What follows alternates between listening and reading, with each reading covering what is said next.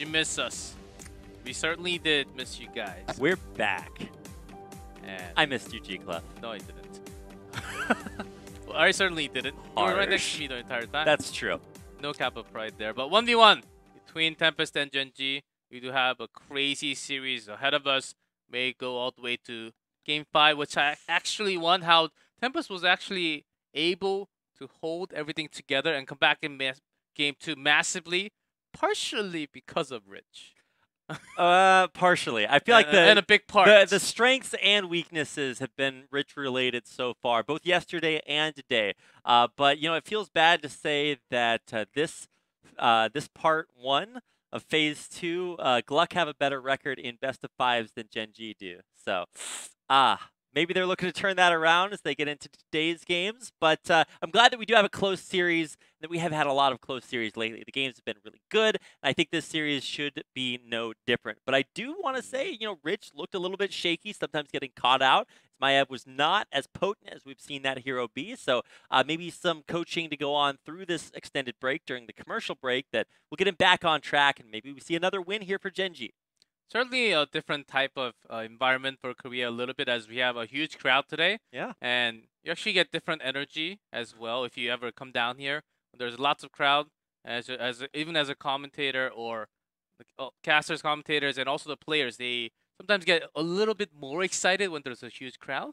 And I think that's partially due to the reason why Rich was playing a little bit differently today than he usually does. Let's see if that continues, though. As Gen.G loses that game number 2, they will get their first pick, first ban. We're moving into Dragonshire, picked by Tempest this time. All right, so Dragonshire, obviously very large map. Macro going to be something that both of our teams are very strong at, but going to see if they can make it happen. Now, I think earlier today I was watching some HGC NA. We had some sick plays on Dragonshire. My man, Mike Udall, was making a very strong performance, saving a couple of cancel attempts that his team was trying to make on the Dragon Knights. So I'm expecting for HGC Korea to live up to the plays that we've been seeing here on other regions, and for our drafting phase to continue to develop and evolve as we've been seeing it do. Did you just compare NA to I was saying that we need it's a hard thing to live up to, G-Clef. I know that our players always strive to live up to the high standards set by other regions. I do love you, do it. No harsh intentions there, but let's move on to the draft. We do have Rainer open again. That's true. Rainer and Maiev both open, and it looks like Gen.G are going to give Rich another chance. Yes, certainly Game 2 was not just totally dependent on his own mistakes. I think Tempest was just handling things better overall, as they created some crazy comp, also taking global with the stage dive. Lots of great choices. ETC Blaze, both very, very strong forces, but we did see for the first time that at least I can remember, both Thrall and Rhaegar drafted by Tempest. It seemed to really work out well. Sundering's impeccable. But now we're going to change things up just a little bit. There's no Karazim ban, and so that will go through. Very popular meta support pick, especially if you want to play aggressively. And the Urel drafted here as well for Gen.G. Thrall pick specifically for Tempest has been coming out a lot on this map, especially. Most of the time when they play, they do have two solo laners like Blaze Thrall, Urel Thrall. But the reason why they grabbed it so early, along with the Haka, is that because there's another source of ban. And they wanted to get their hands on it before either one of them, the Haka or Thrall, was going to be banned. Lots of DPS choices still left. I think they're really cutting down. So Gen.G, after getting that taken away, they're banning Hanzo at least. There's still lots of choices. Tracer also banned, but look at that, DPS is gone. Genji, Phoenix, Rainer, Tracer, Hanzo gone. Already 5, and Maiev. So take 6 top tier DPS out of that choices. What are we left with? That's right. Where are they going to get that from? A few more mages with Thrall, so they're going to hide that for the final pick. They do already have Thrall for some melee damage, as well as some Rhaegar camp timings as well. So they're good to go already, I think. Now this is where Gen.G have to reveal how much, if any, they're going to commit to making this, double quotes Maiev comp. They've never really committed to it too far. I think the Stukov was pretty lackluster when it came to that. Junkrat for the pair for Maiev. Anubarak this time. Now Anubarak, we saw it banned actually away away from Tempest in game number 1. I don't know if that was the most impactful ban. I didn't seem to feel that very much. But now Gen.G is going to have that in their hands. The final pick, where are Tempest going to go for DPS? Just actually played one Anubarak this part. Comparing it to if you took down only 8 Anubarak in this tier as well. So this time they will actually have that false stat. And that kind of works against the Junkrat as well. A semi-global post 13. So they were thinking of their own global as well. But very squishy against lots of dives. There are lots of CC from Gen.G's false stat. Does have to be careful a lot here. But you have good on false stat. We'll see as we go in game.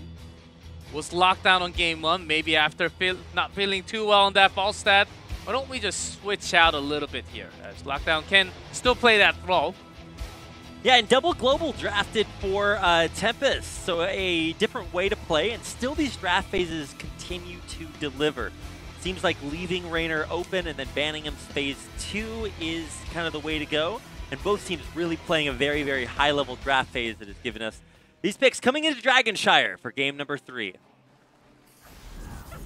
Picking up double global. As Gen.G would love to just have one big team fight. Seems like Tempest will move away from those. Make sure they control the macro and just rotate around what Gen.G is trying to do. And controlling macro against Gen.G. That's a tall order. If it was last year, we would never ever say I don't think Tempest can. I will just straight up say I don't think Tempest can actually macro against Gen.G. But ever since then, ever since really late last year, they have really improved on macro. The double support, we're good at it. They were really good at teamfight. Still very good, of course. But macro was the big problem always, all the time for them. But now I don't think that is the way. Gonna get grab onto Tish.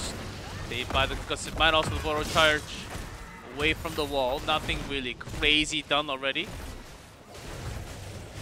So Tempest, in this type of meta, where they have the macro control with double solo lane, it's not a bad idea for them.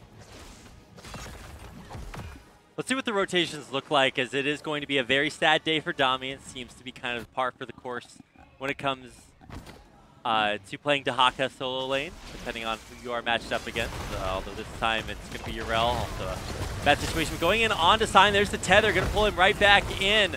He will be able to just toss out, not too worried, but he and Lockdown are really doing a good job soaking most of that damage up in the front.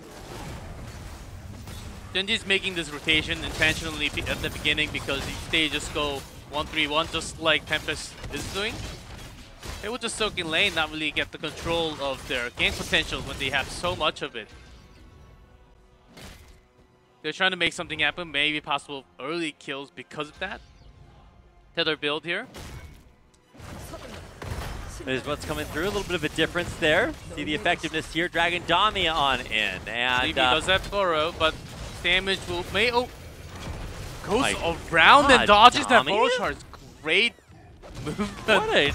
What a god. All right. I thought he was dead for sure there, especially after unburrowing, but he dodges the moves he needs to and makes it out for the safety of the rest of his team. But that does leave his wall very vulnerable. So he and Hyde will come up to try to limit this damage. Actually, good flying in here as well. So because they didn't get Dami, they have to get something else. They're pushing in, getting all the walls, getting all the turrets. Get the tap, a sign, sitting right next to it. Roll is away, so 4v4. Some coming in with the 4 shots as well. Good does survive, rolls away. Rich is looking for a few more damage, but Hyde running away, heals himself, but not enough. That's gonna be a kill. The Thrall is here now, Sake. Can he get away in time? Cannot dash away when he's rooted. Dami doing an excellent job sustaining through that entire fight. In the end, it is a 1-for-1. In the meantime, but Reset did get some extra soak.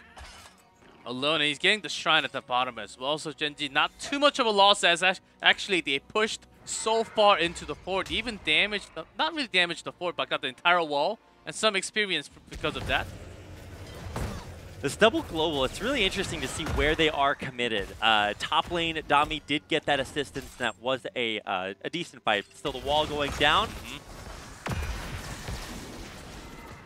is a big deal. And for Gen.G, I want to see whether or not they choose to either go for another big push like that, commit to one side lane and try to go the distance, or obviously, of course, they need to spend some attention here on the Dragon Knight. Oh, disjointed, good!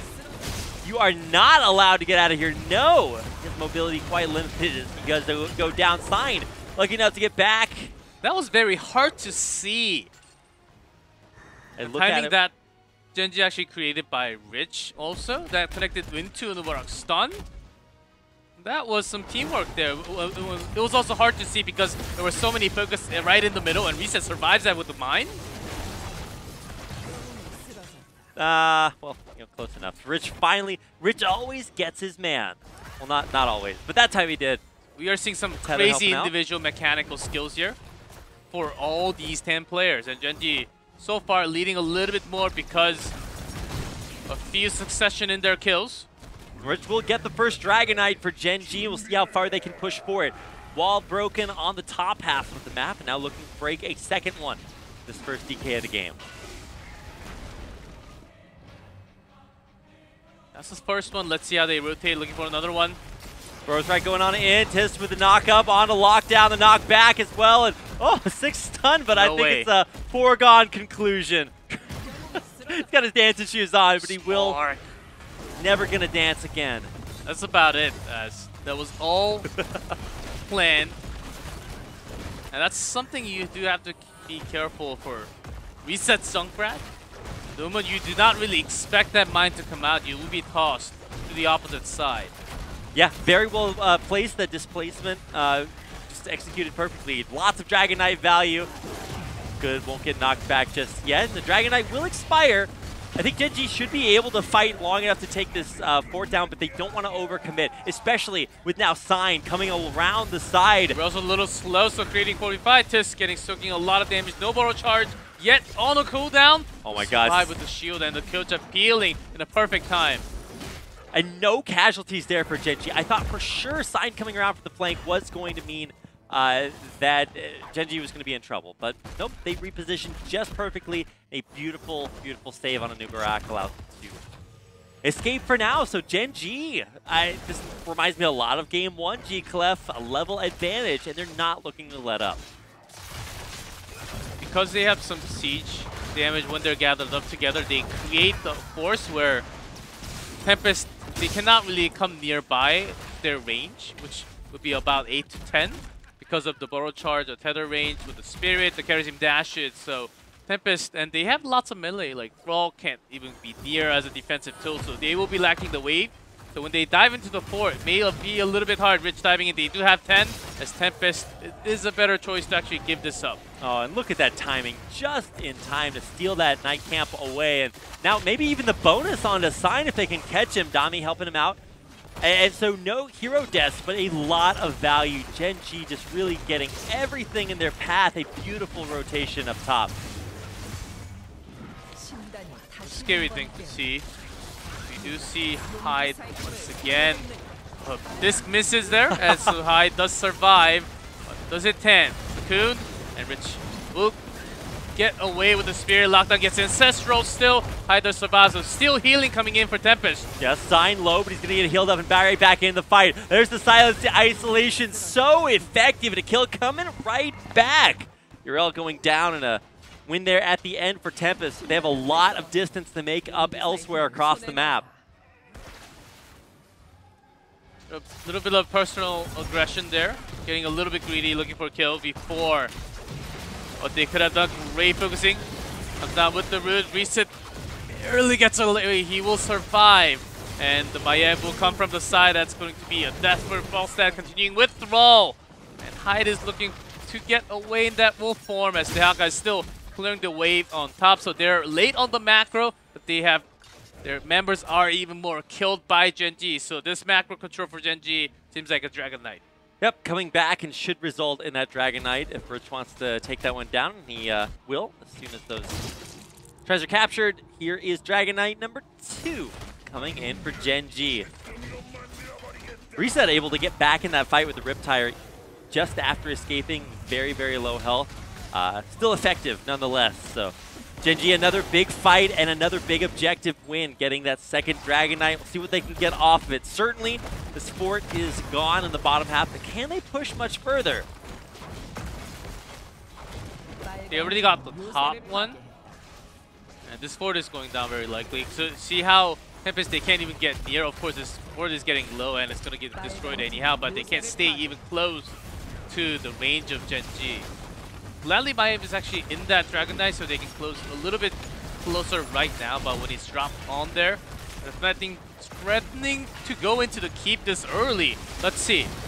Yeah, I was questioning if they were going to go for this keep, but it looks like they will commit. Dragon Knight's still at half health. There's Sundering coming through, kind of pushes all of Tempest into a narrow spot. A beautiful Gust catches everyone. Of course, DK not going to be very affected by that. Still gets the knockback, the kick off onto Falstad. He is way back there, but it looks like this is a good push for Gen.G. Although back to the back lockdown, trying to go back in. Ancestral heals him all the way back up. Seven-sided coming through, but it's not enough to kill Sign through Avatar. Riptire chasing him up, but can't complete the kill. And Lockdown trapped in there alone does get killed. And that's a keep down already. Pre-10 minutes. Because Gen.G, they were able to create the teamfight situation where they had so many kicks. They were kicking more than off to the right. Even before they started doing the keep damage.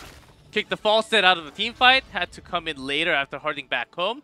So basically Tempest, whenever they tried to defend when they had the 5 men, Gen.G was making it to a 4v5 fight where they could not fight them, where they could not defend against them. So they lost the keep and also everything else that were around it. I mean, that looked like a good Gust, but, well, I guess anyway.